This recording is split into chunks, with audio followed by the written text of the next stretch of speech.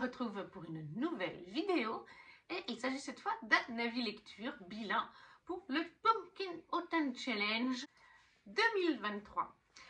C'est bien la 2023 parce que dans ma dernière vidéo Book Haul de janvier 2024, j'ai eu un commentaire auquel il faut que je réponde, disant que je m'étais trompée sur la date et que c'était 2025. Non, c'était bien janvier 2024 et là c'est bien le Pumpkin Autumn Challenge 2023. Si vous êtes là depuis un petit moment sur la chaîne, vous le savez déjà, mais si vous êtes nouveau, parce qu'il y a eu quelques petits nouveaux ces derniers temps, eh bien j'ai beaucoup de retard dans mes vidéos. Je ne peux poster qu'une vidéo par semaine parce que je travaille à côté de ça, que j'ai souvent des horaires en plus, des minutes, des heures en plus de travail, des jours de travail en plus. Même une vidéo, c'est des fois compliqué. Et du coup, forcément, je lis des fois 12-14 livres dans un mois. Donc, je ne peux pas tout vous présenter, les book hauls, les avis lecture. Je fais des unboxings et j'apprécie ça. J'arrive pas à tout vous présenter, ça prend du retard. Forcément, en plus de ça, j'ai eu des périodes dans ma vie avec le décès de ma maman, le déménagement, où je n'ai pas eu le temps de poster des vidéos, d'en faire pendant 3-4 semaines, ce qui est normal. Toutes ces petites choses ont fait que j'ai pris du retard en fait. En plus, je fais beaucoup de vidéos de challenge, piles à lire, et j'aime bien par contre vous poster le résultat de ces piles à lire, de ces challenges, même si ça vient un an et demi après. Tout simplement parce que vous les avez vus en piles à lire et certains veulent ces avis. Et finalement, je sais que pour certaines personnes, c'est pas si désagréable que ça. Je pense notamment à Dévoreuse de livres qui a promu ma chaîne lors de ses petites vidéos de Noël qu'elle a fait tout le mois de décembre jusqu'au 25 décembre, je crois. Et elle m'a mis en avant en disant, voilà, c'est vrai, Angélis fait des vidéos dans le passé, elle montre les livres sortis il y a longtemps, enfin un an et demi, c'est pas il y a 20 ans, hein, vous voyez ce que je veux dire, mais finalement c'est pas plus mal parce que ça nous rafraîchit sur ces livres qui sont sortis il y a un an et demi, qu'on avait dit qu'on voulait, et puis que finalement après ça s'est ajouté à la wishlist, on n'y pense plus, et là je les remets au goût du jour pour certains. Donc pour ce Pumpkin Autumn Challenge, il y a des livres qui étaient en commun avec le Greek Mythology Challenge ou celui de Gladys, Frisson d'octobre, où vous avez déjà les vidéos. Donc je vous dirai juste la note que j'ai mis au livre, et puis je vous mettrai en barre d'infos les deux vidéos, comme ça si vous voulez voir ces autres avis, vous pourrez. Et je vais la diviser en deux parties comme d'habitude pour pas faire trop de rush d'un seul coup pour une seule vidéo. Donc le Pumpkin Autumn Challenge 2023, la première catégorie pour automne frissonnant. On avait Viens flotter avec nous, les mots-clés que j'ai choisis, c'était fantastique et rouge. Et j'avais mis All Souls, le tome 2 de Deborah Harkness. Et ça, je vous l'ai fait déjà de mémoire, ça doit être justement dans Frisson d'octobre. J'avais mis le tome 1, je vous ai fait les avis des tomes 1 et 2, puisque j'ai lu le tome 3 en 2024. Et ça, j'y avais mis 20 sur 20. Voilà. Je vous invite donc à aller voir ces vidéos en barre d'infos pour avoir l'avis. Ensuite, j'avais aussi la catégorie, sous-catégorie Perfectly Splendid, pour automne frissonnant toujours. J'avais mis les mots-clés fantôme, famille et possession. Et là, j'avais lu Cassidy Blake, le tome 2 de Victoria Schwab, V.E. Schwab. C'est de la jeunesse, ça c'est aussi dans la vidéo de Frisson d'octobre. Je vous ai mis aussi les tomes 1 et 2 dans cette vidéo. Et là, j'y avais mis 18 sur 20 de mémoire. Je passe un très bon moment avec ça. Et on va enfin passer à le premier livre de cette vidéo pour le menu Automne douceur de vivre. Pour la catégorie Something Wicked This May Come, on avait Halloween, octobre, automne comme mot-clé que j'ai choisi. Enfance, non, pas vraiment. Et là, j'y ai mis Une saison chez les sorcières de Anaïs Goldenberg, oui, Goldenberg, aux éditions du Lumignon. C'est un petit livre jeunesse qui se lit très bien, voilà, mais qui va aussi très bien pour nous les adultes. Vous avez quelques illustrations en couleur aussi, que voici, ce que je vous montre. Et le premier tome d'une saison chez les sorcières, c'est celui de l'automne. Oui, moi quand j'avais été aux Imaginales la première année, c'est là où je l'ai pris. Il est d'ailleurs dédicacé. Eh bien, je voulais prendre le tome du printemps en me disant, on est au printemps, un tome par saison. Et elle m'avait dit, non, mais en fait, il y il y a un fil conducteur et un fil rouge quand même. Il faut commencer par le premier qui est automne. Là, nous sommes donc avec un groupe de sorcières, tout simplement, qui vit dans une forêt, ou à la lisière d'une forêt. On a cette grande maison où toutes les sorcières se retrouvent, très rigolote d'ailleurs. Et elles sont 25 sorcières farfelues. Et d'ailleurs, vous les voyez à la fin. Voilà, c'est en noir et blanc. Vous avez vraiment des noms hyper farfelus, d'autres qui vous rappelleront des choses. Genre, on a Raphistol, on a Draculette, Onion, Lambiquet, Irritatine. Vous voyez, il y a des mots qui nous sont familiers. Donc, 25 petites sorcières avec des noms familiers et rigolos, qui vivent donc tout près dans cette maison au fond de la forêt. Et il y a un danger qui rôde. Je crois que c'est lors d'une des fêtes qu'elles font, où elles vont en forêt chercher des branches. Oui, voilà. Il y en a une qui va découvrir une branche malade, une étrange maladie qui n'est pas censée être là dans la forêt, et elles vont étudier cette fameuse maladie et essayer de résoudre ce problème pour ne pas aggraver les choses dans la forêt. Trouver un remède, comprendre pourquoi c'est arrivé, parce que c'est pas censé être là.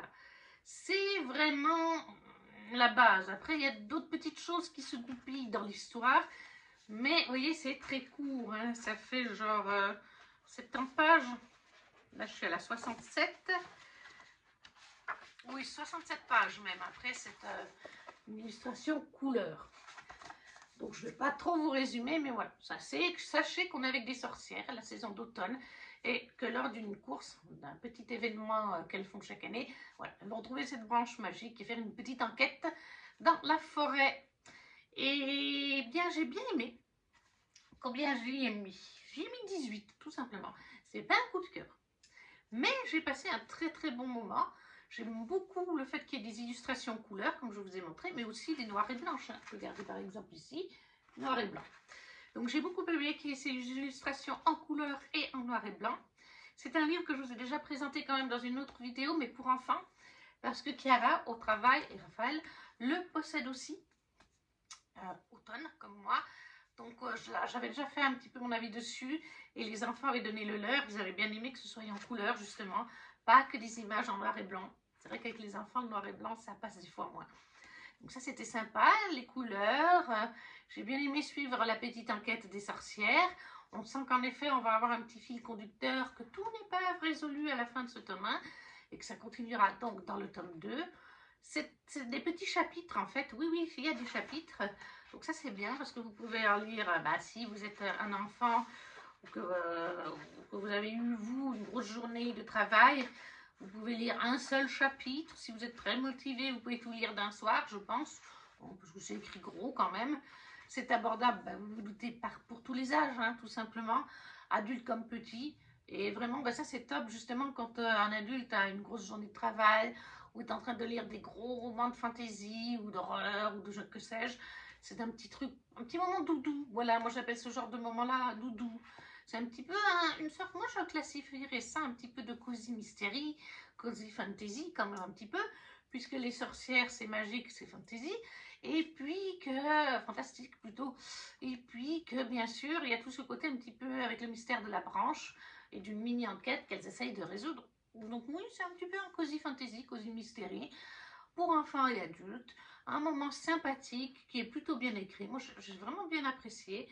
C'est bien tourné, les illustrations sont très jolies. Après, voilà, ça se lit vite. Je ne peux pas vraiment vous en dire plus sans spoiler l'intérieur. Et puis, parce qu'après, il faut juste le découvrir.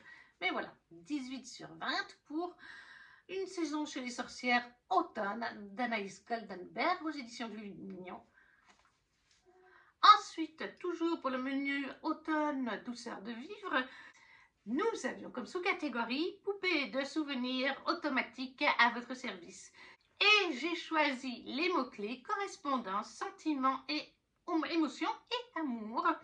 Et là, j'ai mis le tome 1 d'une duologie que j'ai adorée, que j'ai lu en anglais en édition Fairyloot, sortie en français chez De Saxus, The Evil Rivals de Rebecca Ross.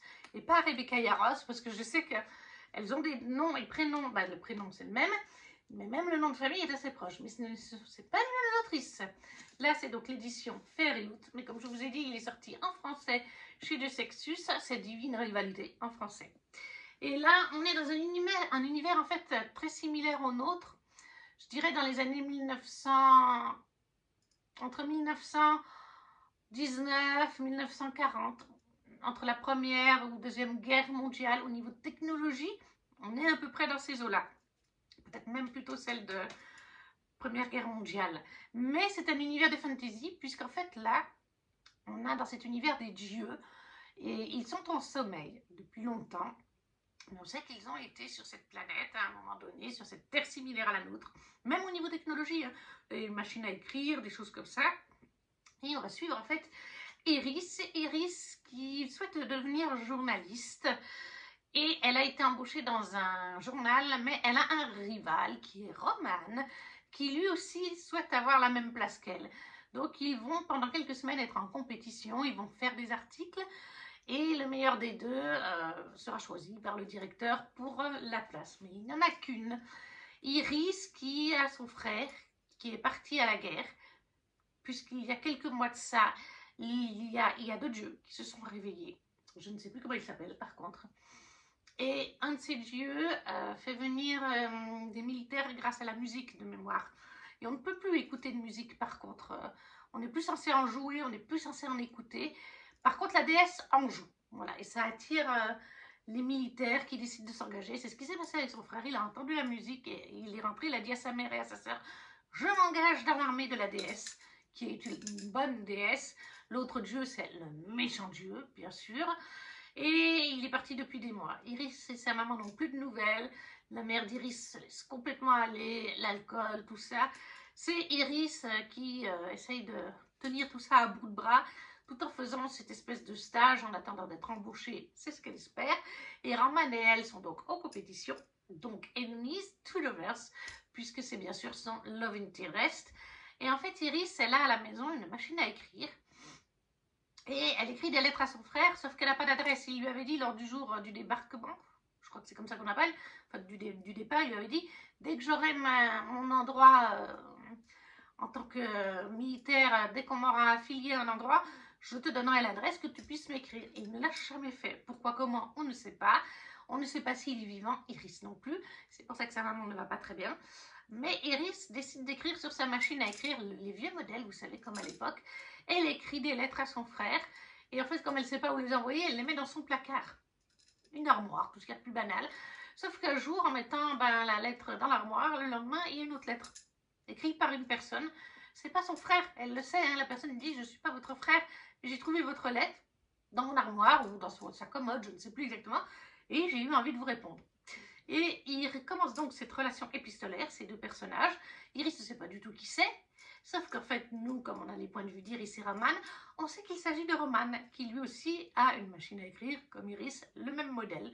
Et en fait, lui, il comprend assez vite que c'est Iris. Il le comprend parce qu'ils vont avoir une ou deux discussions au travail, et que la manière dont elle écrit, parce qu'ils écrivent d'autres articles, c'est juste que là, ils cherchent l'article vraiment qui fera que le directeur en choisira un des deux. Et donc, il reconnaît le style d'écriture d'Iris, et puis vis-à-vis de ce qu'elle dit dans ses lettres, il le reconnaît vis-à-vis de ce qu'ils ont parlé au travail. Donc, lui, il sait, elle ne sait pas. Mais voilà, ils vont avoir cette relation épistolaire tout au long de ce premier tome où ils écrivent au début les articles, tout ça, jusqu'à un moment donné où Iris va choisir, pour une certaine raison, de partir au front avec un autre journal, de dire la vérité de ce qui se passe au front. Parce que oui, ils savent qu'il y a la guerre à des centaines de kilomètres, mais on comprend que le gouvernement, enfin le maire de la ville, fait filtrer en fait les informations. Le journal où ils travaillent tous les deux est en fait filtre les choses, ne dit pas tout vis-à-vis de la guerre, vis-à-vis de la déesse, vis-à-vis des pertes, vis-à-vis de l'autre dieu maléfique. Voilà, on va se rendre compte qu'ils ont quand même un parti au sein du gouvernement de la ville et que c'est pas forcément le parti de la déesse. Donc oui, Iris part dans un autre journal pour dire la vérité, elle part au front. Elle va aussi être rejointe à un moment par Roman lorsqu'elle est en front. Pourquoi, comment, voilà, tout ce que je peux vous dire, c'est que c'est un enemies to lovers. et que il est magnifique. J'ai mis 19 sur 20, même si avec le temps, plus j'y repense, plus ce tome 1 est un 20 sur 20. Finalement, c'est un coup de cœur. De toute façon, c'est un coup de cœur, même à 19 sur 20. C'était un joli coup de cœur, mais avec le temps, c'est un 20 sur 20. Il est en anglais, mais je l'ai tout à fait très bien compris. Je l'avais lu avec mon amie de lecture à l'époque canadienne. Et même si c'est en anglais, j'avais tout compris ce qu'il se disait. J'avais ressenti la poésie de cette plume, la douceur de cette plume, la beauté de cette plume. Et je vous dis, c'est en anglais, donc c'est pas forcément des choses que je vais tout le temps ressentir des subtilités comme ça quand on n'est pas bilingue, et c'est pas du tout mon cas. Mais oui, on arrive à les ressentir. Et je sais qu'en français, c'est aussi le cas. Je sais que pratiquement, je n'ai jamais vu une déception, même en français. J'ai jamais vu personne dire ce n'est pas joli, c'est pas magnifique. Non, tout le monde disait c'est bien écrit, c'est poétique, c'est joli, c'est touchant. Voilà, l'autrice sait vraiment faire passer tout ça par sa plume, par les mots, par les personnages, par leurs relations. En plus, on est sur un fond de guerre, donc on a des moments sur le front avec des gens blessés. L'histoire d'amour est très belle aussi, très touchante. Elle vient petit à petit, ça se fait pas en un coup comme ça. Le enemy's tout over se sent petit à petit aussi. Hein, c'est pas genre un jour c'est mon ennemi, le lendemain je le vois torse nu et je décide que je l'aime. Non, tout est très bien amené, tout est très joli. Franchement, c'est vraiment une duologie que je vous conseille. Bon, bah là, on est sur le tome 1. Et des deux tomes, c'est mon préféré. C'est pour ça que je lui mets maintenant 20 sur 20 et 19 sur 20 au final au tome 2, mais ça, je vous en reparlerai une autre fois. Donc vraiment un très très bon roman, moi je vous le conseille. En plus on a une très belle relation épistolaire, si vous appréciez ça. Moi j'en lis pas tant que ça, il n'y en a pas tant que ça dans les livres que je lis. Donc c'est très agréable de tomber dessus. Et puis bon, comme je vous dis, c'est vraiment bien fait. Et puis Roman et Iris sont touchants. Donc oui, ça c'est sûr que c'est une biologie que je vais garder, c'est vraiment coup de cœur. Une très belle plume, voilà, on ressent tout, même en anglais. Et si vous voulez lire en anglais, je le trouve quand même assez abordable. Voilà, si vous voulez lire en anglais, mais que vous n'êtes pas encore très à l'aise, ça fait partie des lectures Fairyloot que j'ai le mieux compris. Là où il y a des fois d'autres livres Fairyloot que j'ai trouvé le niveau d'anglais plus soutenu, plus difficile. Là, j'ai compris pratiquement 100% du livre. Oui, une fois de temps en temps, il y a peut-être un mot où j'ai calé, mais comme on dit souvent en anglais, quand vous lisez en anglais, si vous calez sur un mot ou deux dans une phrase, il ne faut pas aller chercher sur Google Traduction. Lisez la phrase dans son entier ou deux, trois phrases ensemble et les autres mots, vous les débloquez et forcément vous vous dites, bah, puisque j'ai débloqué telle autre phrase, le mot que j'ai pas compris ou le petit bout de phrase pas compris, ça doit traiter de tel sujet, de telle chose. Voilà, c'est pas, mais ça reste vraiment un des Fairyloot les plus, enfin, un des niveaux d'anglais les plus abordables quand on veut lire quelque chose en anglais, selon moi. Voilà. Je vous recommanderais pas, par exemple, de lire en anglais Crescent City, qui est une saga assez dense déjà en français, mais là, celui-là, oui, tout à fait. Et même, je vous dis, le côté poétique, le côté douceur, doudou, de la plume, vous le ressentez, les émotions des personnages aussi. C'est vraiment ce qui ressort pour moi. En plus, bah, c'est bien construit parce que vous avez tout l'aspect avec les dieux qui est mis en avant, ces dieux qui se réveillent. Il y a toute une histoire autour de ces dieux, forcément, hein, dans le passé. Et après, dans le tome 2, toute cette mythologie des dieux et l'histoire de ces deux dieux particulièrement est encore plus mis en avant. Mais ça, ce sera pour le tome 2. Donc, Divine Rivals en anglais, de Rebecca Ross. En français, c'est Divine Rivalité, paru chez De Saxus. Un coup de cœur, c'est 20 sur 20. Ensuite, on passe au menu qui est l'automne. Non, on est toujours dans le menu automne douceur de vivre. Et dans la sous-catégorie la loi fondamentale de l'échange équivalent, j'ai mis partager une lecture commune, un film ou un jeu. J'ai mis Ivy Wild, le tome 1 que vous voyez ici, qui est de... Attendez, c'est un e-book que je l'ai lu. C'est paru chez Bookmark. Et c'est de Helen Harper. On suit en fait Ivy Wild. C'est une... là aussi, j'ai envie de dire, c'est un peu un cozy mystery. Cozy fantasy parce qu'on est dans notre univers, dans notre planète.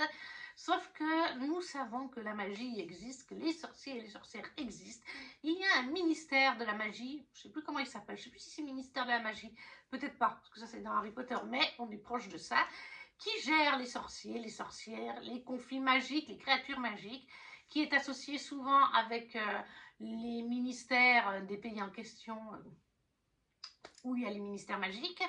les mystères humains. Et en fait, on va suivre Ivy. Ivy qui, plus jeune, a fait des études, a voulu passer un diplôme pour intégrer le ministère de la magie. Et elle a échoué, soi-disant qu'elle aurait copié, je ne sais plus si c'est copié quelqu'un ou triché, il me semble. Voilà. Et elle vit, elle, maintenant, elle vit en tant que taxi. Voilà, elle fait le taxi. C'est un métier qui ne lui prend pas beaucoup de temps. Elle le fait quand elle veut. Ivy, c'est vraiment la fille un peu paresseuse. Hein. Si elle a envie de rester au dodo le matin, elle reste au dodo. Elle se lève tard de toute façon. Quand elle a envie de faire son travail de chauffeuse taxi, elle le fait. Quand elle n'a pas envie, elle ne le fait pas. Elle a un chat hyper drôle qui parle. C'est son familier, hein, bien entendu. Mais alors, il lui parle avec un langage bien cru, hein, des gros mots et tout. C'est vraiment pas le gentil chat pot de colle qui aime sa patronne. Hein, il a son caractère bien à lui, mais il est très drôle vis-à-vis de ça. Ça apporte une touche vraiment drôle au récit. Ivy elle-même, avec ce comportement de je m'en foutiste, de paresseuse, elle est aussi bien drôle. Et en fait, eh bien, on va être sur une enquête. C'est pour ça que je trouve que ça fait cosy mystery, cosy fantasy. Parce qu'un jour, il va arriver une chose à Ivy et elle va se retrouver liée par un sort, et ils ne peuvent pas le retirer. Il me semble que c'est un sort. À, comment s'appelle-t-il? Adeptus Exemptus Raphaël Winter, qui est un haut gradé au sein du ministère de la magie. Normalement, en fait, c'est un truc qui était pour sa voisine, qui est elle-même sorcière. Et malheureusement, c'est Ivy qui a pris le sort. Elle se retrouve liée à lui, donc elle doit enquêter avec Raphaël, hein, on va l'appeler comme ça, parce que moi, Adeptus Exemptus Raphaël Winter, allez-y pour dire tout ça.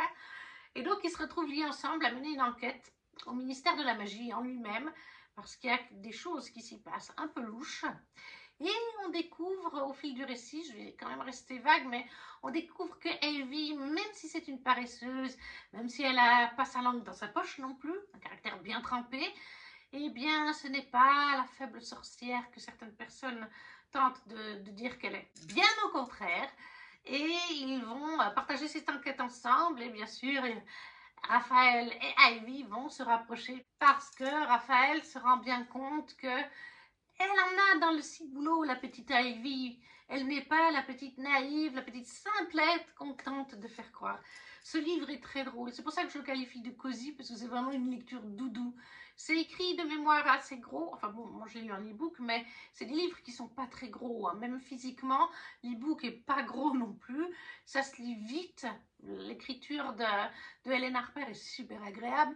Tout l'humour de Ivy, de son chat, je vous dis, le chat c'est un personnage à lui tout seul, nous donne vraiment ce côté cosy, doudou qu'on adore, qui donne le smile, les petites blagues autour, l'humour d'Ivy, bien sûr, le sérieux de Raphaël à côté, parce que vous imaginez bien que lui, c'est le genre Grumpy Sunshine, voilà, c'est tout à fait ça. Elle, c'est le Sunshine, lui, c'est le Grumpy.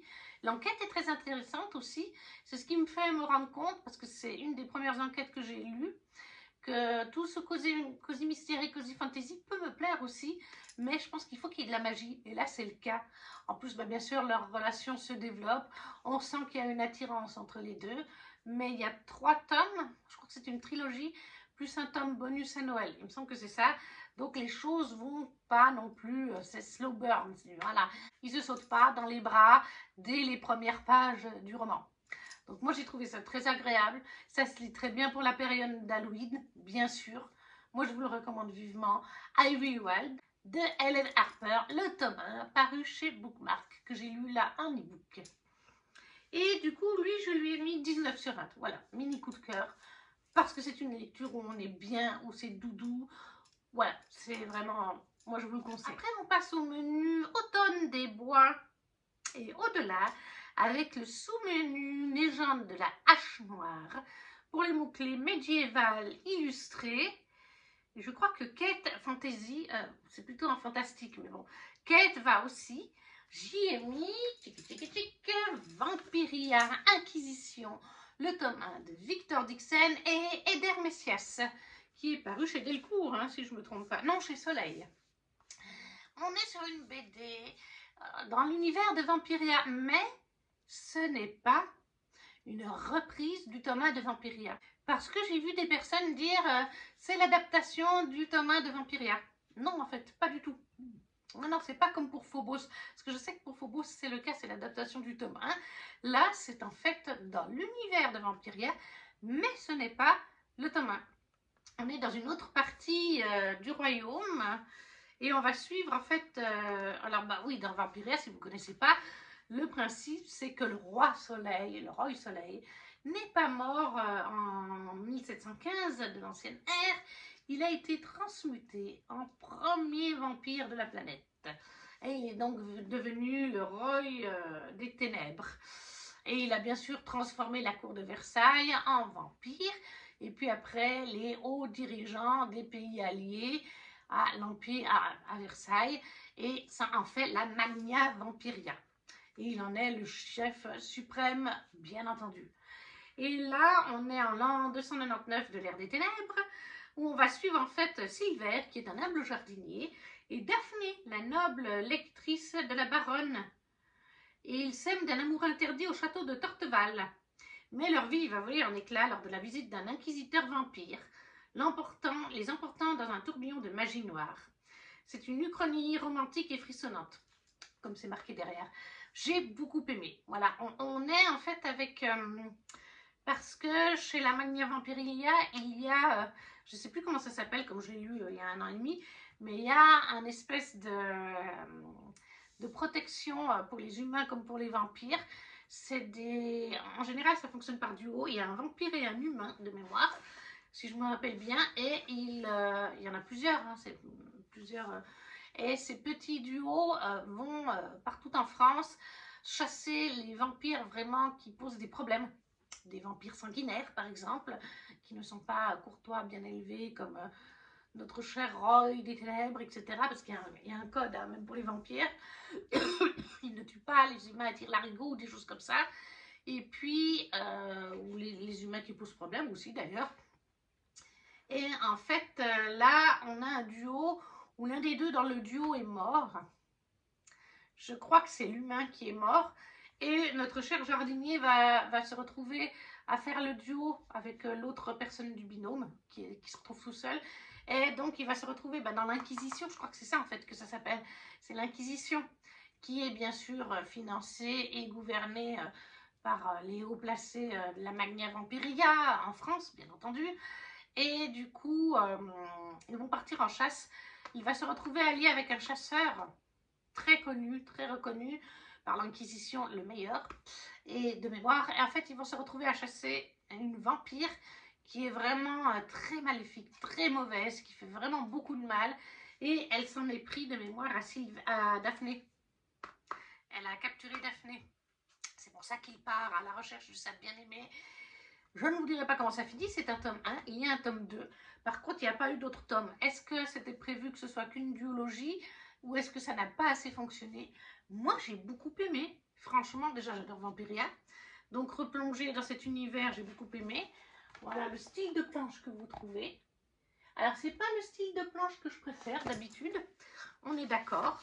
Mais j'ai trouvé ça très sympathique. Je vous en montre des plus frissonnantes. Moi, je les ai trouvées très sympathiques. Et ce que j'ai beaucoup apprécié avec, en tout cas, le premier tome, c'est que vous avez... Je vais essayer de vous trouver ça. Vous avez des pages où vous avez un petit logo comme ceci, tout en bas. Et ça signifie il fallait télécharger une application que Soleil a mis en place. Et lorsque vous aviez cette petite chose sur vos pages, j'essaie de vous en trouver une autre. Voilà, ici, vous l'avez aussi.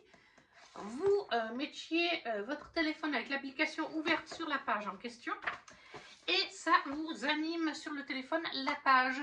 Ça vous ajoute des fonds sonores, des bruitages ou des petites musiques et les images bougent. Par exemple, pour celle que je vous ai montrée avant. Par exemple là, pour celle-là, on voit les images là. On les voit s'animer, la créature, le vampire très méchant là. On le voit bouger la bouche, ouvrir les dents. Ouvrir la bouche plutôt. Bref, il y a plein de pages comme ça qui sont animées où est-ce qu'il y en avait une autre? Voilà, celle-là aussi. Genre les nuages bougent, il y a des bruits de vent, des choses comme ça. Ça rajoute vraiment quelque chose à la BD. Vous êtes vraiment dedans, pas submergé, mais à l'intérieur de celle-ci. Et c'est super agréable. Moi, j'ai super adoré. Alors, le reproche, c'est qu'il y en a une douzaine, je dirais, de pages comme ça. Et j'en ai 3 ou 4 qui n'ont pas fonctionné. J'ai eu beau relancer à chaque fois l'application, elle buguait, elle s'arrêtait. Donc, des bugs d'application, de script, je pense, dans l'application qui faisait que ça s'éteignait. Et on a beau relancer, ça ne change rien. Est-ce que c'est parce que moi je l'ai lu déjà bien après sa sortie, plusieurs mois après sa sortie? Est-ce que les bugs ont été signalés, résolus depuis? Peut-être, je ne sais pas. Mais voilà, j'ai adoré, c'était très immersif. Entre le style très différent de ce que je lis d'habitude dans les BD pour les illustrations, mais qui était très bien fait, très bien maîtrisé, entre cette immersion, voilà, grâce à ces pages-là, grâce à l'histoire aussi, que j'ai beaucoup aimé, et qui est dans l'univers de Vampiria, sans être connecté à Joanne et compagnie. Moi, j'ai adoré, franchement. Elle est quand même assez sanglante, hein. Il y a des pages, je pense que vous avez vu avant, hein, il y a des pages bien vampiriques, où on voit du sang, on voit... alors, c'est parce qu'il y a de plus gore, hein, je pense qu'il y a des BD bien plus gore encore, mais on est déjà pas mal au niveau gore sur cette BD. C'est pas à mettre dans les mains d'un enfant, par exemple, clairement pas. Moi, j'ai passé un bon moment, et du coup, moi, je lui ai mis 19 sur 20. C'est un mini coup de cœur. Un gros coup de cœur, mais un mini coup de cœur. Donc voilà, la BD de Vampiria Inquisition de Victor Dixon, avec au dessin et d'Hermésias. Chez Soleil, les éditions Soleil. Enfin, pour le dernier livre de cette vidéo, toujours dans Automne des bois et au-delà, la sous-catégorie La mélodie infernale de la corne de chasse. Pour les mots-clés monstres et créatures, j'ai mis un auto-édité par le fer et le feu, l'édition reliée de R11 d'or, très jolie édition. C'est un one-shot de fantasy. On est avec des créatures démoniaques dans un univers de fantasy inventé. Donc, j'ai essayé de vous trouver un petit peu... Il n'y a pas de résumé. Et de mots-clés. On nous dit juste un homme, une démone, lequel triomphera de l'autre. Les mots-clés, c'est fantasy, romance, démons, succube, moyen-âge et sexe. Parce que oui, il y a du sexe dedans. En fait, on va suivre une démone et un humain. Notre humain s'appelle... C'est au cœur du Moyen-Âge tourmenté. Hein. Notre humain s'appelle Alban et elle, la démone, c'est une succube d'ailleurs. Les succubes se lient au sexe. Elle s'appelle Ilut. Ilut, la démone succube, et Alban. Et Alban chasse les créatures démoniaques pour certaines raisons, que je ne vous dirai pas, qui sont expliquées au début du roman. Et donc, il chasse des démons qu'il tue sans pitié. Et un jour, eh bien, on va confier à Ilut, parce qu'il y a plein de démons, hein, des démons supérieurs, et un des démons va confier à Ilut qu'elle va devoir tuer Alban, parce qu'il y en a marre qu'il tue les démons et les démones. Et du coup, elle va faire appel à certains submerfuges pour pas se faire repérer et pour s'infiltrer auprès d'Alban et pouvoir, le moment venu, le tuer. Sauf que vous imaginez bien, ça va pas se passer comme prévu. Il va y avoir une romance entre eux parce que lui, il ignore à ce moment-là que c'est une démone, qui plus est une succube, donc liée au sexe. Elle, par contre, elle sait très bien qui c'est, mais voilà, ils vont développer des sentiments l'un et l'autre. Elle, en sachant très bien qui il est, lui, en ne sachant pas qui elle est. Ils vont avoir une sorte d'aventure, hein. Ils ne vont pas rester au même endroit, ils se baladent dans le Moyen-Âge, le royaume, si on peut dire ainsi. Ils tuent d'autres démons, hein, même devant Ilut, sans se douter qu'elle en est une. Je ne veux pas vous en dire plus, parce que c'est un one-shot et il n'est pas très grand. C'est le récit le plus sombre de R11 d'or actuellement. Oui, parce que tout ce qui est démons, succubes, sexe, hein, bien sûr, avec quelques petites scènes explicites, si je me rappelle bien. Je ne sais plus s'il y en a beaucoup, si c'est très explicite, mais il y en a, hein, ça c'est sûr. Forcément, quand on parle de succubes, il faut qu'il y en ait. Oui, c'est vraiment le truc le plus sombre que R11 d'or écrit. Parce que même si l'ours et la renarde a des moments sombres, de par ses thématiques, Là, c'est sombre parce qu'on est avec des démons et un tueur de démons, donc bien entendu, c'est toujours aussi agréable de lire du R11 d'or. C'est de l'auto-édité, comme je vous ai dit, mais j'aime beaucoup la plume de R11 d'or. Elle est très agréable à lire, très fluide. Je ne sais plus si les chapitres sont longs. Je vais voir ça. Ben là, il y a une page. Donc voilà, il y a des chapitres très très courts. Il y en a d'autres là. Celui-là, par exemple, il fait de 73 à 85. Ouais, donc il fait 12 pages. Mais c'est écrit gros. Hein, c'est écrit gros. Donc, comme je vous disais, ça se lit vite. Voilà. Moi, j'ai beaucoup aimé. C'est dur de trop vous en parler parce que, ben, comme c'est un one-shot, ça va vite. Hein. Il fait quoi, 300? Oui, il fait même pas 400 pages. Donc, c'est dur. Là, vous avez une licorne que R11 d'or a dessinée, je dis au passage. Donc, c'est dur de trop vous en parler. Mais j'ai passé un très bon moment. Combien je lui ai mis d'ailleurs? Ben, j'ai mis 17 sur 20. J'ai un petit peu... C'est une bonne note. Hein. Pour moi, 17 sur 20, ça reste une très bonne note. C'est une très bonne lecture. C'est juste que, justement, c'est du R11 d'or. J'ai lu L'Ours et la Renarde. J'avais lu aussi à ce moment-là, je crois, Masque et Monstre, tome 1. Donc, je peux juger la plume de R11 d'or et ses récits. Et c'est celui de ses récits qui m'a le moins touchée. Et tout en restant très bon.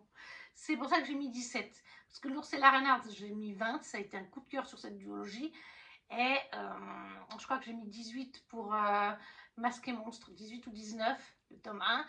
Donc, forcément, en sachant tout ça et en comparant avec les autres lectures traditionnelles, les autres 18 ou 17, c'est pour moi un 17 sur 20.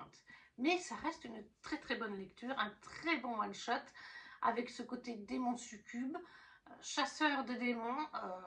Cette plume est agréable, les chapitres, comme je vous dis, pas trop longs, écrit gros. Moi, je vous le conseille vraiment. C'est vraiment une bonne écriture, l'écriture de R11 d'or. Elle mérite d'être plus mise en avant, je trouve. Parce qu'il y a toujours des thématiques, et même là, hein, on s'imagine bien qu'avec une romance qui se développe entre le chasseur de démons et la démone, on s'imagine bien que quand il découvre la vérité, hein, ça se passe pas, c'est pas le truc le plus facile. Donc après, je me rappelle plus de comment ça se finit.